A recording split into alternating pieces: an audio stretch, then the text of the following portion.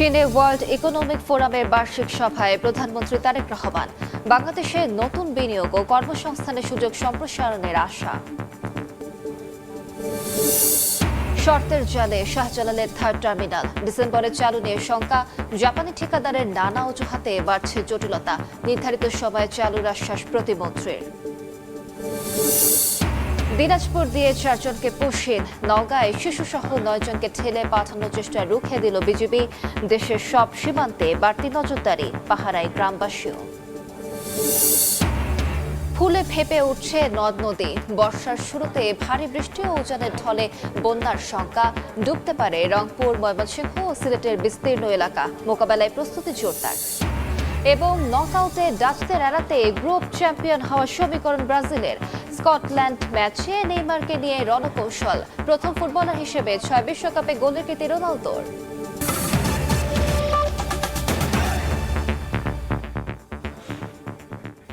সময় সংবাদের সঙ্গে আছি আমি আলিশা ইসলাম। চীনে ওয়ার্ল্ড ইকোনমিক ফোরামের বার্ষিক সভায় যোগ দিয়েছেন প্রধানমন্ত্রী তারেক রহমান। চীনের স্থানীয় সময় সকাল 9টায় দালিয়ান আন্তর্জাতিক সম্মেলন কেন্দ্রে বিস্তৃত পরিসরে উদ্ভাবন শীর্ষক সম্মেলনের শুরু হয় সভা। বাংলাদেশ ছাড়াও চীন, দক্ষিণ কোরিয়া, কাজাখস্তান, মঙ্গোলিয়া, মন্টিনিগ্রো এবং গিনির প্রধানমন্ত্রী যোগ দেন। সভায় তারেক রহমানের অংশগ্রহণ বাংলাদেশে নতুন বিনিয়োগ ও কর্মসংস্থানের সুযোগ সম্প্রসারণ এবং জাতীয় সক্ষমতাকে আরও সমৃদ্ধ করবে। এদিকে সাইডলাইন বৈঠকে বিভিন্ন দেশের সরকার প্রধানের সঙ্গে দ্বিপাক্ষিক সম্পর্ক জোরদার ও পারস্পরিক স্বার্থ সংশ্লিষ্ট বিষয়ে আলোচনা করেন প্রধানমন্ত্রী।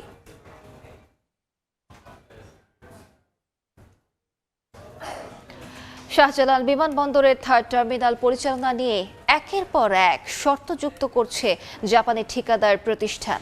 এর ফলে ডিসেম্বর থেকে পিছিয়ে যেতে পারে উদ্বোধন। তবে বিমান প্রতিমন্ত্রী জানান, ঠিকাদার প্রতিষ্ঠানের সঙ্গে চুক্তি সই হবে জুলাই, আর নির্ধারিত সময়ে চালু হবে টার্মিনাল। কাজল আব্দুল্লাহ রিপোর্ট। আসছে ডিসেম্বরেই শাহজালাল আন্তর্জাতিক বিমানবন্দরে থার্ড টার্মিনাল চালুর লক্ষ্যে এগিয়ে যাচ্ছে সরকার। তবে জাপানের ঠিকাদার প্রতিষ্ঠানের একের পর এক শর্তে বাড়ছে জটিলতা। আয় ভাগাভাগি নিয়ে জাপানি কনসোর্টিয়ামের সঙ্গে কয়েক দফা বৈঠক করে সরকার। এরই মধ্যে ঠিকাদার প্রতিষ্ঠানকে ব্যবসায়িক চুক্তির প্রস্তাব বা RFP দিয়েছে সিভিল এভিয়েশন। 42 দিনের মধ্যে চুক্তি সইয়ের কথা থাকলেও নতুন নতুন শর্ত দিচ্ছে জাপানি প্রতিষ্ঠান। এতে নির্ধারিত সময়ে টার্মিনাল চালু নিয়ে দেখা দিয়েছে সংশয়। যদিও বিমান প্রতিমন্ত্রী মনে করেন জুলাইয়ের মাঝামাঝি হবে চুক্তি। আমরা সিভিল এভিয়েশন চেয়ারম্যানকেও অনুরোধ করেছি যে তাদের টোটাল সক্ষমতা আছে সেগুলো দিয়ে চেষ্টা করা। চুক্তি সই হলেও জটিল প্রক্রিয়ার অপেক্ষায় বিমানবন্দর কর্তৃপক্ষ। নভেম্বরের মধ্যেই অপারেশন রেডিয়েন্স অ্যান্ড এয়ারপোর্ট ট্রান্সফারের আওতায় টার্মিনাল টু টার্মিনাল স্থানান্তর করতে হবে প্রযুক্তিগত সব ফাংশন। সেপ্টেম্বরের মধ্যে ওরা শেষ হয়ে গেলে অক্টোবরের মধ্যে বুঝিয়ে নেবে তারা। নভেম্বর পুরা ট্রায়ালে চলবে এবং আমরা ডিসেম্বরে যাতে করতে পারি। আমরা হোপফুলি তারা এন্ড অফ নভেম্বর বুঝিয়ে নিতে পারবে। কন্ট্রাক্ট সাইনটা 42 দিন সময় দিয়ে আরপিতে দিয়েছি। থার্ড টার্মিনাল অপারেশনে এলে বছরে শাহজালাল বিমানবন্দরে যাত্রী সেবা 80 লাখ থেকে বেড়ে উন্নীত হবে প্রায় 2 কোটিতে। বাড়বে এয়ারলাইন্সের সংখ্যা, কমবে ভাড়া, পণ্য আমদানি রফতানি বেড়ে গতি আসবে রাজস্বে। তাই স্থাপনা দ্রুত কার্যকর করার পরামর্শ বিশেষজ্ঞের। টার্মিনালটা উদ্বোধন করলে, অপারেশন হলে যাত্রীরা কিছুটা সাশ্রয় বোধ করবে, তারা এখানে কমফোর্ট ফিল করবে, সেটা একটা বড় ব্যাপার। 2 নম্বর, যেখানে যেসব এয়ারলাইনগুলো আমাদেরকে সার্ভিস দেয় সেই এয়ারলাইনগুলো সার্ভিস স্ট্যান্ডার্ড আরও বাড়াতে পারবে। 3 নম্বর, নতুন নতুন আরও অনেক এয়ারলাইনকে আমরা অ্যাকোমোডেট করতে পারবো এখানে। নতুন এয়ারলাইন আসা মানে নতুন করে রেভিনিউ জেনারেশন হওয়া, নতুন করে চাকরি সংস্থান হওয়া। বিশ্বমানের সেবা দিতে অত্যাধুনিক প্রযুক্তির এই টার্মিনালে রয়েছে 115টি চেক ইন, 128টি ইমিগ্রেশন কাউন্টার, 16টি লাগেজ বেল্ট, 40,000 বর্গমিটারের বিশাল বহির্গমন লাউঞ্জ ও 1200টি গাড়ি পার্কিং অবকাঠামো। এছাড়া একসঙ্গে পার্কিং করা যাবে 34টি উড়োজাহাজ। কাজল আব্দুল্লাহ, সময় সংবাদ, ঢাকা। দিনাজপুরে 4 জনকে পুশিন করেছে ভারত। তাদের স্থানীয় ইউপি কার্যালয়ে আটক রেখেছে এলাকাবাসী। এদিকে নওগাঁয় 9 জনকে বিএসএফ এর পুশিন চেষ্টা রুখে দিয়েছে বিজিবি। সকালে দিনাজপুরের বনতারা সীমান্ত দিয়ে 4 জনকে পুশিন করে বিএসএফ। তাদের আটক করে শঙ্করপুর ইউনিয়ন পরিষদ কার্যালয়ে নিয়ে যায় স্থানীয়রা। পরে পুলিশ ও বিজিবি তাদের উদ্ধার করে। এদিকে ভোরে সাপাহারের পাতারি সীমান্তে সন্দেহভাজন কয়েকজন ঘোরাঘুরি করছিলেন। তাৎক্ষণিক তাদের শূন্যরেখায় আটকে দেয় বিজিবি। জানা যায়, এলেনপুর বিএসএফ ক্যাম্পের সদস্যরা তাদের বাংলাদেশে ছেড়ে পাঠানোর চেষ্টা করে।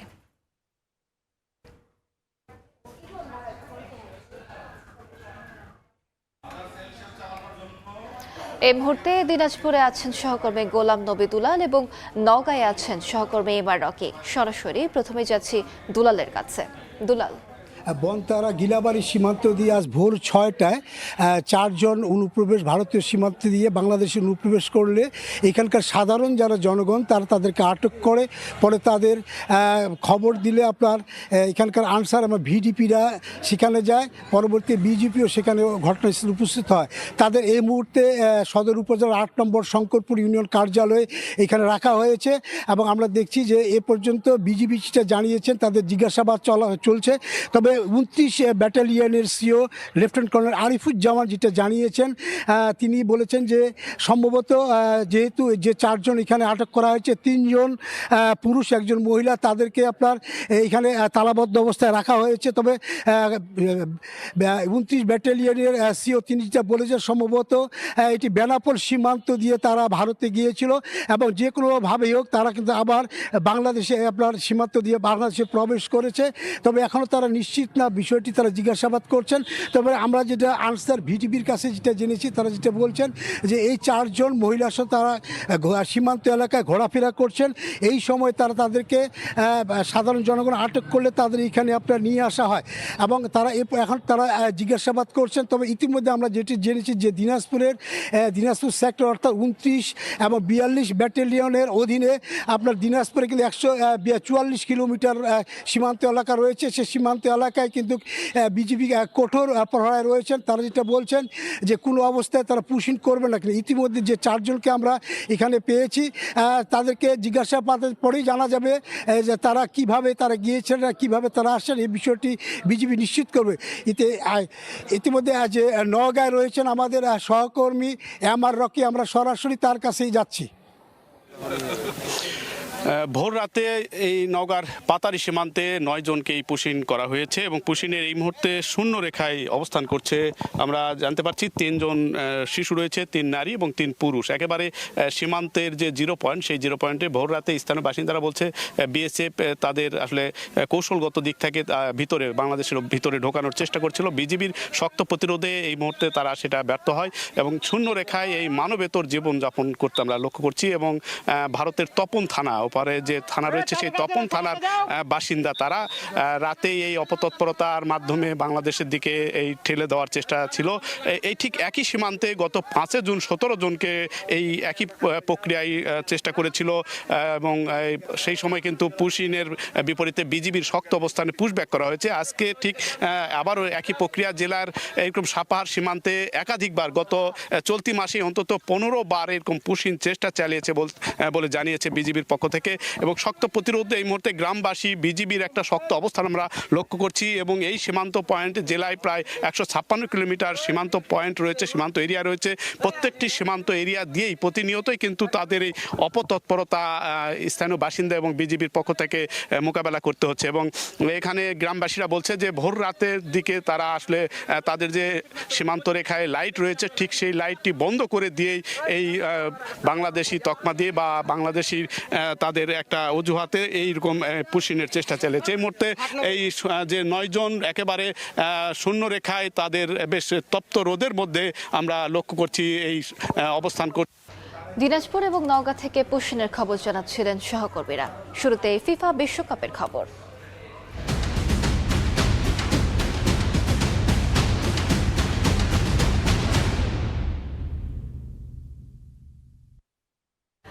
বিশ্বকাপের নকআউট পর্বে দুর্দান্ত ছন্দে থাকা নেদারল্যান্ডসকে এড়াতে গ্রুপ চ্যাম্পিয়ন হওয়ার মিশন ব্রাজিলের।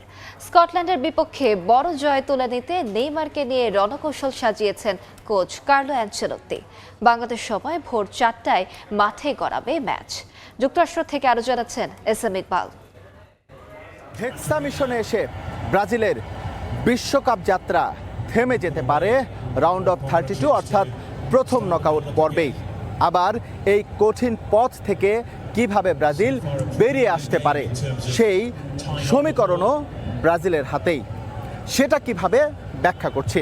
এবারের বিশ্বকাপে অন্যতম শক্তিশালী পারফরমেন্স দেখিয়েছে নেদারল্যান্ডস। যদিও প্রথম ম্যাচে জাপানের সঙ্গে 2-2 গোলে ড্র করে তাদের শুরু হয়েছে, তবে পরের ম্যাচে সুইডেনকে রীতিমতো বিধ্বস্ত করে জানান দিয়েছে কেন তাদের এবারের বিশ্বকাপে মোস্ট ফেভারিটের তালিকায় রাখা হয়েছে। বিশ্বকাপের ফিক্সচার যেটা বলছে ব্রাজিল রয়েছে সি গ্রুপের সঙ্গে ক্ল্যাশ হবে গ্রুপ এফ এর, যে গ্রুপে অবস্থান করছে নেদারল্যান্ডস। সেক্ষেত্রে ব্রাজিল যদি নেদারল্যান্ডসকে অ্যাভয়েড করতে চায় তাহলে অবশ্যই তাদের সি গ্রুপের চ্যাম্পিয়ন হতে হবে।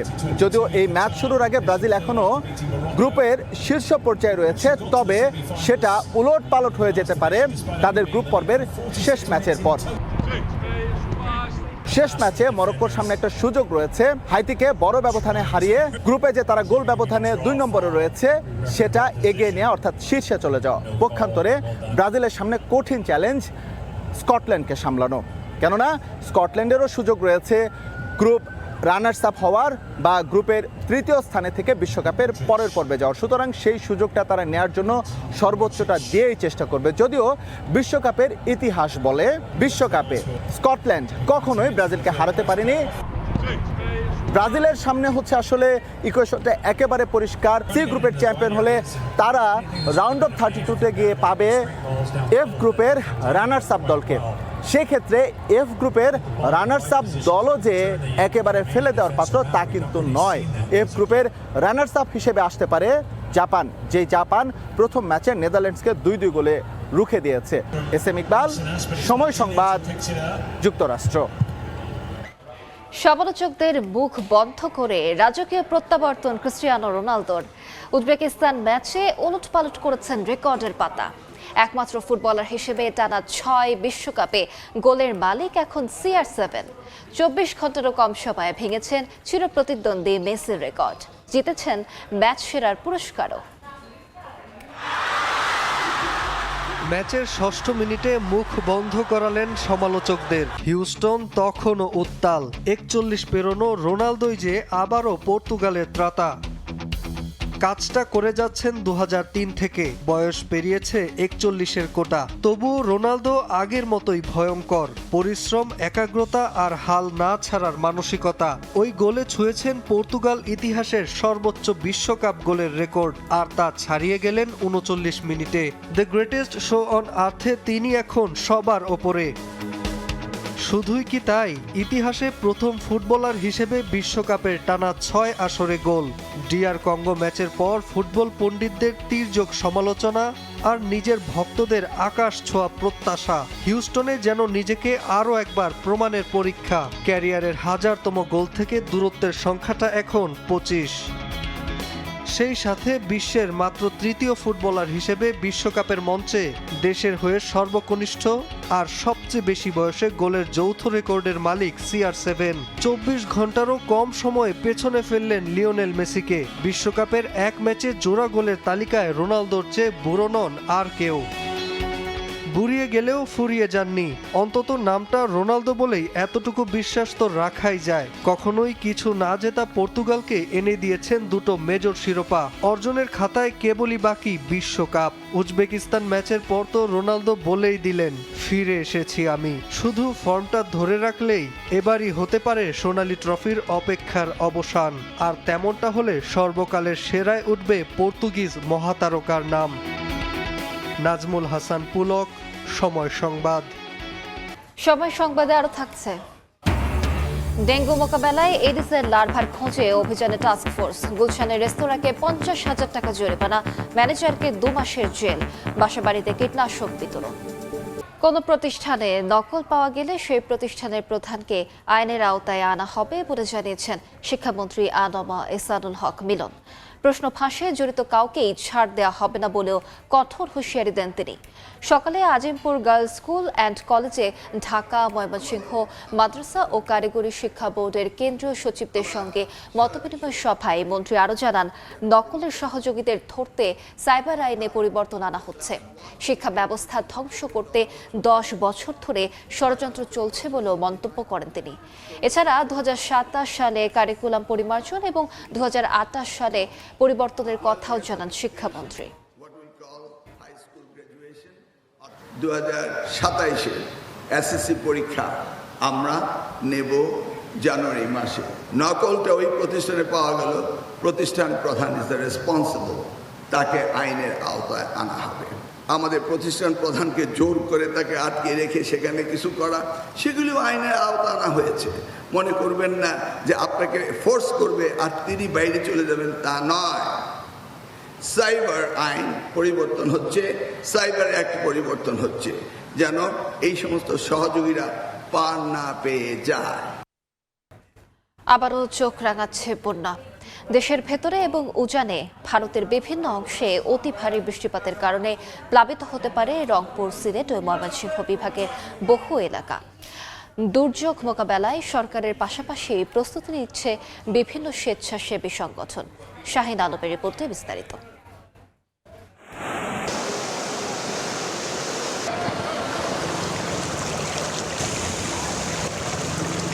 ভৌগোলিক অবস্থান আর জলবায়ু সংকটে প্রতি বছরই কম বেশি বন্যা কবলিত হচ্ছে দেশ।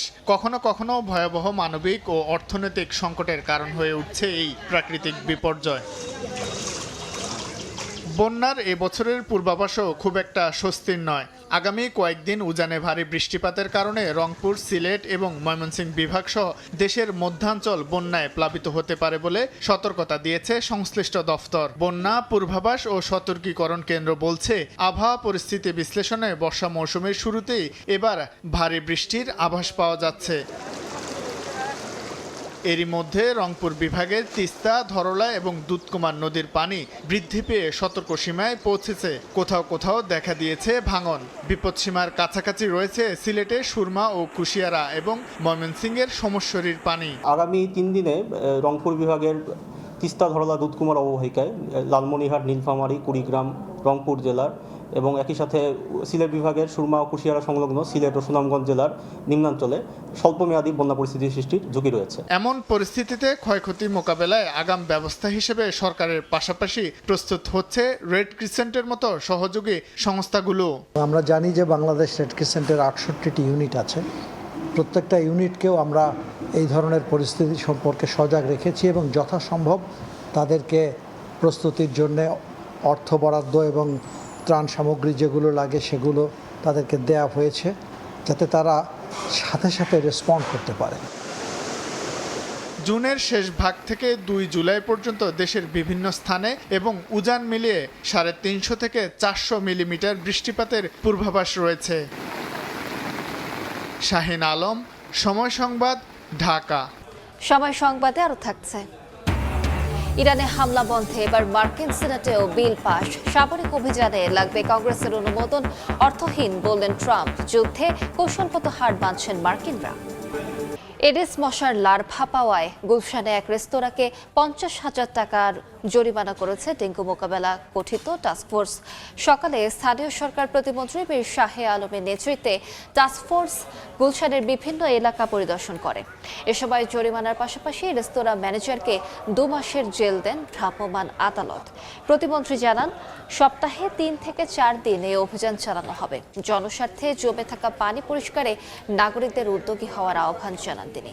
এদিন এডিসের লার্ভা নিধনে বাসাবাড়িতে কীটনাশক বিতরণ করে ঢাকা উত্তর সিটি কর্পোরেশন।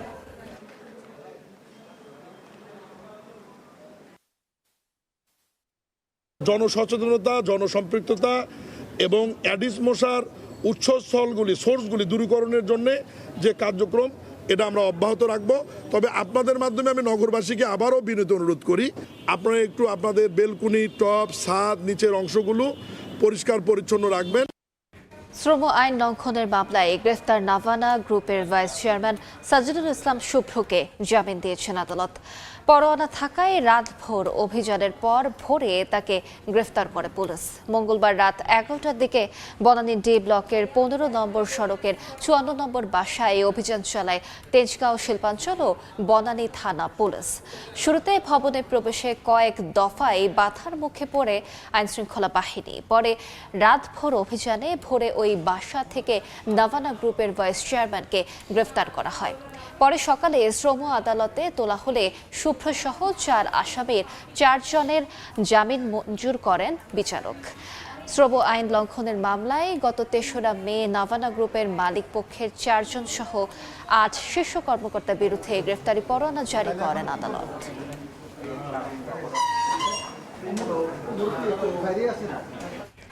মার্কিন প্রেসিডেন্টের যুদ্ধ ক্ষমতা সীমিত করতে বিরল পদক্ষেপ নিয়েছে সিনেট। মঙ্গলবার পাশ হওয়া এক প্রস্তাবে ট্রাম্প প্রশাসনকে ইরানের সামরিক অভিযান বন্ধের নির্দেশ দেওয়া হয়েছে। পাশাপাশি পরবর্তী কোনো পদক্ষেপ নেয়ার আগে কংগ্রেসের অনুমোদন নিতে হবে। এর মধ্য দিয়ে প্রথমবার কংগ্রেসের উভয় কক্ষে যুদ্ধ ক্ষমতা সংক্রান্ত একটি প্রস্তাব সফলভাবে পাশ হলো। যদিও সিনেটের এই ভোটকে অর্থহীন আখ্যা দিয়েছেন ট্রাম্প। ইরানের সঙ্গে নতুন সমঝোতার কথাও জানিয়েছেন তিনি। তবে সামরিক সক্ষমতা ও ক্ষেপণাস্ত্র কর্মসূচিতে কোনো ছাড় না দেওয়ার ঘোষণা দিয়েছে তেহরান। আবারও বিশ্বকাপের খবর। রাউন্ড অফ 32 নিশ্চিতের অপেক্ষা বাড়ল ইংল্যান্ডের। থমাস টুখেলের দলকে রুখে দিল ঘানা। বিশ্বকাপ ইতিহাসে 78% বেশি সময় বল পজিশন নিয়ে গোল না করার রেকর্ডে 3 লায়ন্সই প্রথম। এছাড়া বিশ্বকাপের রেকর্ড 13 বার গোলশূন্য ড্রয়ের রেকর্ড করেছে ইংল্যান্ড। ম্যাচে 19 শট নেয় ইংলিশরা। সহজ সুযোগ পেয়েও কাজে লাগাতে ব্যর্থ কেইনরা। শেষ দিকে সাকার বাঁকানো শট ফিরিয়ে দেন গোলরক্ষক আশারে। এরপর নিকো ওরাইলির হেড লাগে ক্রসবারে, আর ফিরতি বলে কেইনের শট উড়ে যায় বারের ওপর দিয়ে। খানার শক্তিশালী রক্ষণ ভাগের সামনে আটকে জাত তারকা খচিত ইংলিশ আক্রমণ ভাগ। এ পর্যায়ে শীর্ষ সংবাদগুলো জানিয়ে দিচ্ছে আরেকবার। চীনে ওয়ার্ল্ড ইকোনমিক ফোরামের বার্ষিক সভায় প্রধানমন্ত্রী তারেক রহমান। বাংলাদেশে নতুন বিনিয়োগ ও কর্মসংস্থানের সুযোগ সম্প্রসারণের আশা। দিনাজপুর দিয়ে 4 জনকে পুষেন, নওগাঁয় শিশুসহ 9 জনকে ঠেলে পাঠানোর চেষ্টা রুখে দিল বিজেপি। দেশের সব সীমান্তে বাড়তি নজরদারি, পাহারায় গ্রামবাসীও। এবং নকআউটে ডাচদের এড়াতে গ্রুপ চ্যাম্পিয়ন হওয়ার সমীকরণ ব্রাজিলের। স্কটল্যান্ড ম্যাচে নেইমারকে নিয়ে রণকৌশল। প্রথম ফুটবলার হিসেবে 6 বিশ্বকাপে গোলের কীর্তি রোনালদোর।